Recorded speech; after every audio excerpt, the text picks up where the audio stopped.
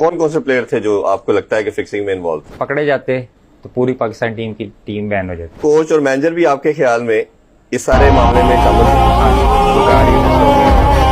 उस वक्त की जो गवर्नमेंट थी वो भी फिक्सिंग में हो, ये रहमान मलिक हो गया, जरदारी हो गया, ये यूसुफ रजा गिलानी जो वजीर आजम थे इंडिया पाकिस्तान के मैच में जो किया यूसुफ रजा गिलानी, ये तो लोगों को बेवकूफ बना रहे सारे। कौन कौन से प्लेयर थे जो आपको लगता है कि फिक्सिंग में इन्वॉल्व थे? देखिए उस वक्त तो अब डावरी भैसे करना चाहता है।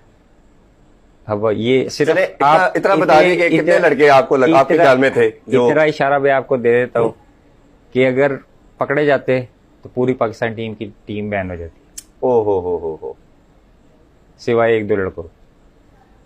फिर तो मेरा ख्याल है पीछे रह कोई नहीं गया, एक तो आप थे या शायद आपके अलावा एक और। हाँ, एक दो और थे, उसके अलावा पूरी टीम ही बैन हो जाती। तो आपको लगता नहीं है कि इतनी क्रूशल टाइम के ऊपर, इतने सीरियस टाइम के ऊपर जब आप छोड़ के चले गए तो आपको बोर्ड को या मैनेजमेंट को ये सब कुछ बताना चाहिए था? नहीं, मैनेजमेंट खुद मिली हुई थी।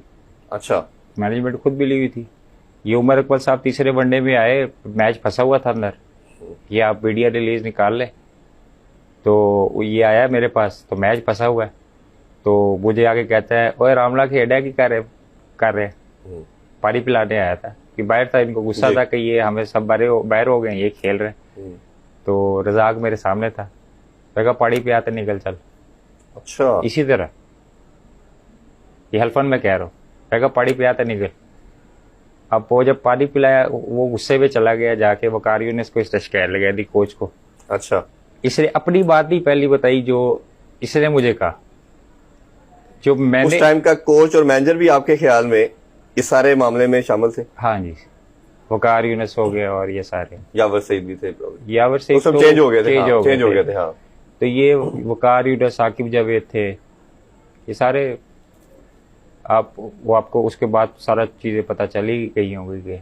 और वकार यूनिस की भी हिस्ट्री आपको पता है, वो सारे जितनी गैमलिंग होती रही है वो उसमें इन्वॉल्व रहे। तो इसीलिए मुझे किसी पर ट्रस्ट नहीं था कि मैं किसी को बता सकूं। उस वक्त की जो गवर्नमेंट थी वो भी फिक्सिंग में इन्वॉल्व थी।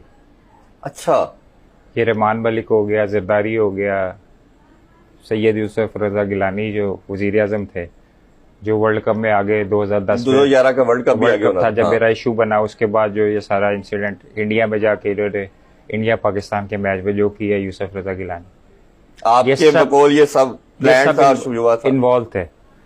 ठीक है, तो ये सब जो था, जब मुझे पता था इन चीज़ों का कि ये सारे इन्वॉल्व है, क्योंकि इजाज भट्ट, पीपल्स पार्टी, बाकी सारे जितने थे वो पीपल्स पार्टी से उस वक्त जो गवर्नमेंट थी सारी, ये सारे इन्वॉल्व थे उस वक्त। अब जब सिटी को देखे ना, टोटली करप्ट आदमी था ये, जब क्रिकेट बोर्ड का ये चेयरमैन बना, उसने क्या हालत कर दी थी क्रिकेट की, और फिर कैसे उसको निकाला गया। जिधर भी वो जाता था वो अपने कमीशन के अलावा वो बात नहीं करता था, जो कॉन्ट्रैक्ट लेता था कमीशन के अलावा बात नहीं करता था वो।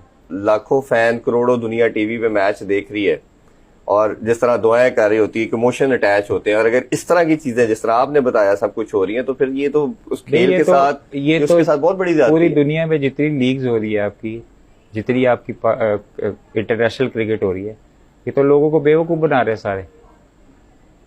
ठीक है, मैं 80% मुझे पहले ही पता होता है कि क्या इन्होंने करना है, क्योंकि मैं 23 साल क्रिकेट नीचे से ऊपर तक खेली है और मुझे इनका माइंडसेट पता है। एक मैच ये जितवाएंगे श्रीलंका को, ठीक है, उसके बाद एकदम दूसरा मैच ऐसे हारेंगे जैसे जो है वो इनको खेला ही नहीं आता। तो दुनिया तो पागल ही है, जो मीडिया वाले भी पागल ही है कि वो देखते हैं कि भाई क्या हो रहा है जान के। और आपको लगता है जो अभी करंट क्रिकेट चल रही है उसमें भी कोई ऐसी चीजें चल रही हैं? सब कुछ होता है, अभी भी सब कुछ हो रहा है, और ना ये रुक सकता है। इसलिए नहीं रुक सकता क्योंकि जितने चलाने वाले लोग हैं, चाहे वो पाकिस्तान की क्रिकेट हो चाहे जो भी हो, तो सब माफिया के हाथ में है, पूरी दुनिया की क्रिकेट माफिया के हाथ में। आपके दुबई में जितने लोग बैठे हैं जो क्रिकेट दुबई में टूर्नामेंट्स कराते हैं, सबको मैं जानता हूँ पर्सनली। अच्छा जी, कहाँ से इंडिया से ब्लैक मनी आती है और वो जाके उधर टूर्नामेंट्स पे लगती है और वाइट होती है, सबको मैं जानता हूँ। जितने ये आपके T10 में जितने ऑनर्स हैं सबको मैं पर्सनली जानता हूँ। कि कहाँ से पैसा आता है, कहाँ से वाइट मनी इसको किया जाता है। आपको भी पता होगा, आप भी माशाल्लाह क्रिकेट को फॉलो ये करते तो हम तो बातों की हद तक समझते हैं, but you are in the cricket, तो आप हैं। जिस मेरे तरह बता रहे हैं। मेरे तो सामने आ जाए, मैं तो खुला चैलेंज करता हूँ। फिर उसमें क्वेश्चन ये राइज होता है कि फिर उस गेम को खेलने का या देखने का क्या फायदा, अगर आपकी सारी बातों को हम माने। देखे पहले होता था कि लोग बड़ी डिटर्मिनेशन से क्रिकेट को देखा करते थे, अब 50% कम हो गया। जी। इसलिए कम हो गया कि लोगों को पता कि भाई टाइम वेस्ट करने का फायदा नहीं है, कोई अच्छा मैच हो वो तो देख लेते हैं। अब टेस्ट सीरीज हो रही है श्रीलंका की, मैं गारंटी से कहता हूँ 50% जो फॉलोअर्स थे वो नहीं देखे। सही कह रहे हो। जो खेलने वाले हैं, जुआ खेलने वाले हैं या दूसरी चीजें करने वाले हैं, गलत एक्टिविटी, वो बस बैठ के देखते होंगे। बाकी तो मेरे जैसा बंदा, मैं क्रिकेट खेलता हूँ, मैं भी टाइम वेस्ट ही करता कि भाई मैं इससे अच्छा दूसरा कोई काम कर लूँ अपना, तो ये इनको देखने का क्या फायदा।